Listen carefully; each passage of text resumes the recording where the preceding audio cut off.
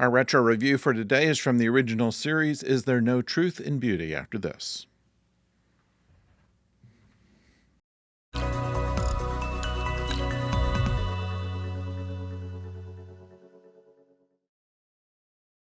Hello out there, I'm the oldest nerd, and today talking about Is There No Truth in Beauty. This is one of the, there are a couple of, there's some goods and bads about this particular episode. I would say that the performance by Diana Muldaur was incredible.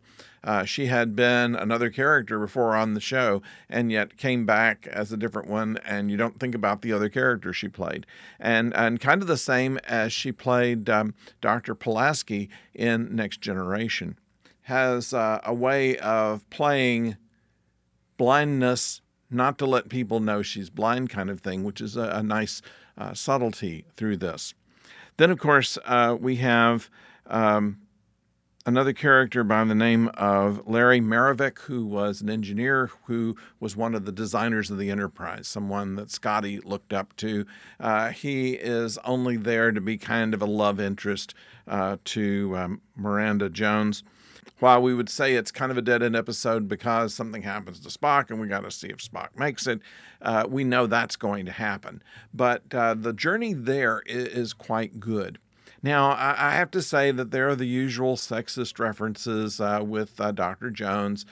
She's brought on as just a great beauty when actually she's she's a professional. She's a psychologist and an aide to an ambassador with telepathic abilities.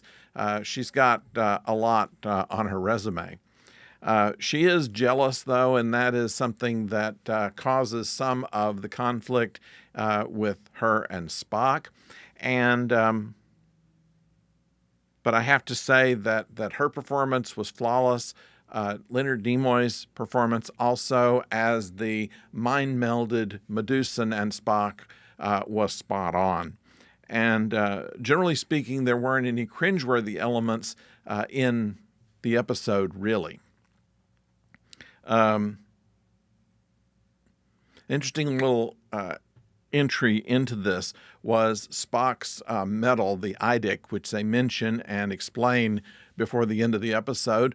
It was basically one of the few times that Roddenberry came and visited the set, and he drops off this prop, and he says, I want you to wear it, and told him what it was to Leonard Nimoy, and had it entered into the script.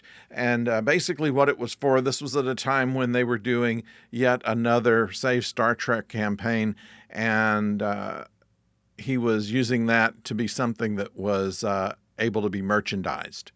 So that was really the only thing he added to the episode was this IDIC badge, which is something that we've seen in subsequent Trek productions. And it does really explain what the Federation is all about, infinite diversity and infinite combinations. So there's a little touch of genius right there. For whatever his reasons for doing it were, it certainly did have something behind it. A lot of extras. We have not in the third season seen a lot of extras on the ship, and this, of course, is because as each season has come up on Trek, the actors get a raise. The network cuts back on how much it's giving to the studio to produce this. The studio is bathing in red ink at this point, and so they generally cut cost by reducing the number of extras. And in shows like this, which you will call a bottle show, does not use any non-existing sets. They just redecorate some things on the Enterprise sets. So they were able to do it in a fairly inexpensive manner. So I guess they were able to afford a few more extras. And so you show people in the corridors, really only in the early parts of it where they have to clear the corridors to let the ambassador through. One little goof up, I thought, was as they are beaming the ambassador over to the other ship, Spock puts on his visor, but Kirk is standing there watching the transport without any effort at all. Previously in this episode, they had pointed out that Kirk couldn't even be in the room, and Spock had to wear his visors while the ambassador was beaming aboard. And so he's wearing it as they're going out, as is Miranda, who doesn't need it, and Kirk is just standing there on the side, just watching, and without a visor, and it wouldn't have helped him if he'd had one. So this is one little thing that bothers me in this, but otherwise it was well produced. There was an interesting thing in the fight scene when Spock runs amok, that they have Spock's point of view through extreme wide-angle lens, which was clever photography there.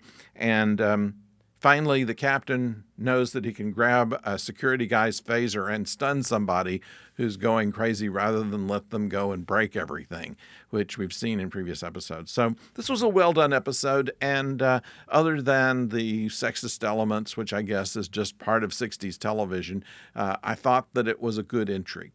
So I'd like to know what you think about this. Please put it in the comments below. And if you have not subscribed yet, please do so. And of course, a like would be appreciated as well. On Friday, we will have, of course, another Babylon 5 review. And we're keeping track of Doctor Who. We have found out that the first episode we mentioned was going to be, I think, the 24th of November. And the last episode will actually be a Christmas Day episode. So we have not had a Christmas Day special for Doctor Who in 3 or 4 years now. So this will be a nice touch here. And that is definitely when Ncuti Gatwa is going to become the next Doctor. So that's all to look forward to. We know little bits and pieces of what's going to happen on there, but I prefer to be surprised by it myself, so I haven't dug too deeply into that.